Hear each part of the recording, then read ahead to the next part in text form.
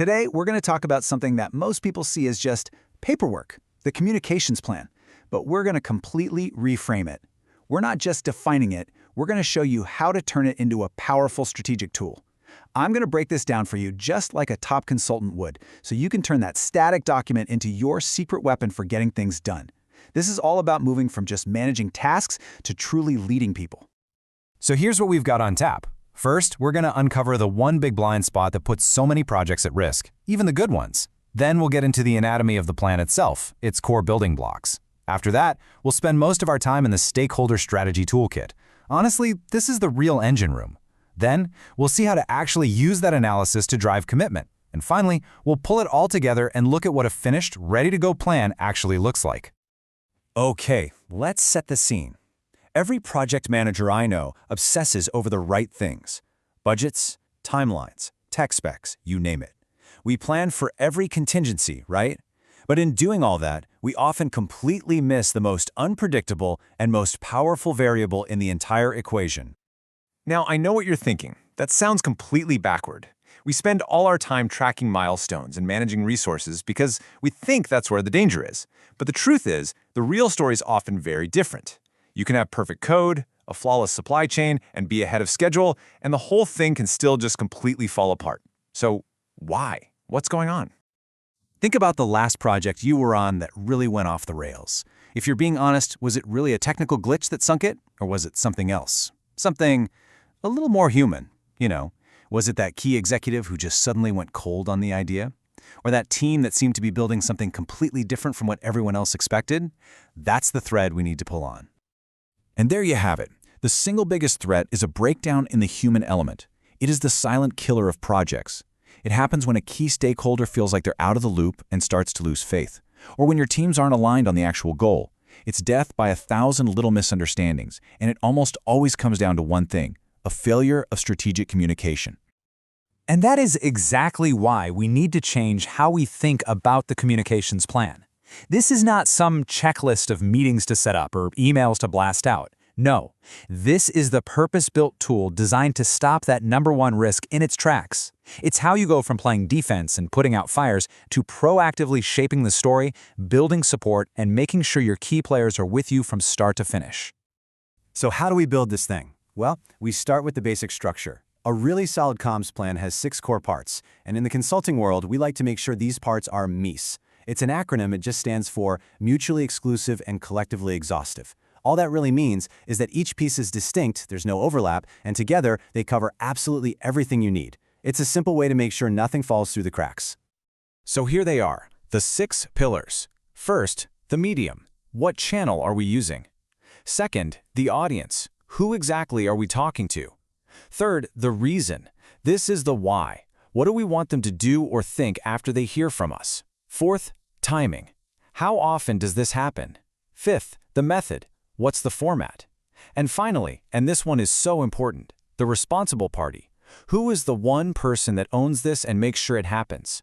If you miss even one of these, you're not really planning, you're just hoping. Now, let's drill down for a second on a really important distinction: medium versus method. A lot of people mix these up, but they're different. The medium is simply the channel. Are we in person? Is it an email? A video call?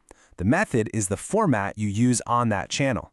Think about it. An in-person meeting, that's the medium, could be a formal PowerPoint presentation, or it could be a quick 5-minute stand-up. See? Same medium, totally different methods. Getting both right makes your plan so much more precise. Okay, so now we have the skeleton of our plan, those 6 MEIS components. But a plan is just an empty box, right? The real magic comes from the strategic thinking that you pour into it. And this is where we make the leap from being a project administrator to being a real project strategist. We're going to walk through 4 killer frameworks that give you a complete, actionable map of your project's entire human landscape. This is ground zero. It is so tempting to just make a huge list of every single person who might be involved in the project, but that's a trap. It just creates noise. Real strategy is about focus. We have to concentrate our limited time and energy where it's going to make the biggest difference. The reality is, not every stakeholder has the same power to make or break your project. And this is how you get that focus. This is the classic power/interest grid. You just map out your stakeholders based on two things: how much power they have to influence the project and how interested they are in it. And boom, it sorts them into 4 groups, each with a clear game plan. The people in that top right box, high power, high interest, you have to manage them closely. They're your make or break people. And what about that group in the top left, high power but low interest? Your job there is just to keep them satisfied. Give them what they need so they stay on your side and don't become a problem later. This one tool turns a messy list into a clear, strategic map. Awesome. So we know who to focus on, but that's only half the story. Now we've got to go a level deeper. We need to figure out what's actually going on in their heads. Where do they stand on your project right now? Are they your biggest fan, a total skeptic, or are they actively trying to block you? You have to know the answer before you can do anything about it. And this is the tool for that, the Stakeholder Commitment Scale. It's basically a spectrum of support, from hostile all the way up to enthusiastic. And the key here is to be brutally honest with yourself when you place your key stakeholders on this scale. You know, the difference between someone who is compliant and someone who is engaged is massive. A compliant person does what you ask. An engaged person actively looks for ways to make you succeed. This isn't about judging people, it's about getting an accurate read of the political situation. So, the real magic happens when you put these last 2 tools together. You get a commitment matrix. This is where your strategy becomes crystal clear. For each of your key people, you put an X where they are right now and an asterisk where you need them to be. And that space between the X and the asterisk, that's your commitment gap. You've just visualized your exact challenge. Your job is no longer some vague idea. It's to move the CTO from hesitant all the way up to engaged. Okay, so we know who we need to talk to, where they stand now, and where we need them to go. The last piece of the puzzle is figuring out what kind of information they need from us to help close that gap. The Rossi chart is perfect for this.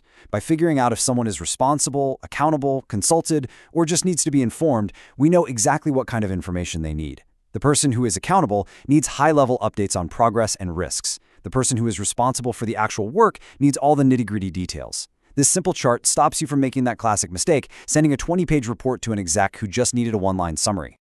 All right, we have our complete diagnosis. We've mapped out the political landscape, we've identified the exact commitment gaps we need to close, and we know what each person needs to hear.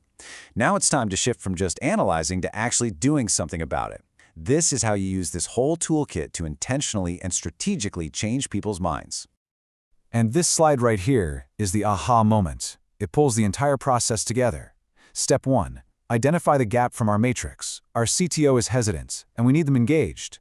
Step 2. Diagnose their role using RACI. They're accountable. That means they care about the big picture and the big risks. Step 3. Prescribe the communication. To build confidence, we'll send them a bi-weekly progress update via email. And the reason? To proactively show them we're managing risk. And then, Step 4. This isn't just some good idea we had. It becomes an official line item in our communications plan. We just designed a targeted strategic move. All right, we've gone through all the theory and the strategic frameworks. So what does the final product actually look like? Let's take a look at the blueprint you would actually use to go out there and run your project. And here it is. Notice how it's a mix of the normal day-to-day stuff and the really strategic actions. You've got your standard kickoff meeting, your daily stand-ups, your feature showcases, but then look at that last line, CTO progress update. That is not just some generic meeting. That is the specific surgical intervention we designed using our playbook. It's got a target audience of 1, a very clear reason, build confidence, and a set schedule. It sits right there in the plan, so it gets done with the same discipline as everything else. And if you're still not convinced how important this is, this quote really says it all. This isn't just about being nice or keeping people in the loop. The information you share and how you share it can literally determine if your project lives or dies. The moment you lose support from a key player, you risk losing funding, losing priority, or seeing your project get canceled altogether. It really is that simple. So if you only take one thing away from our time together today, please let it be this.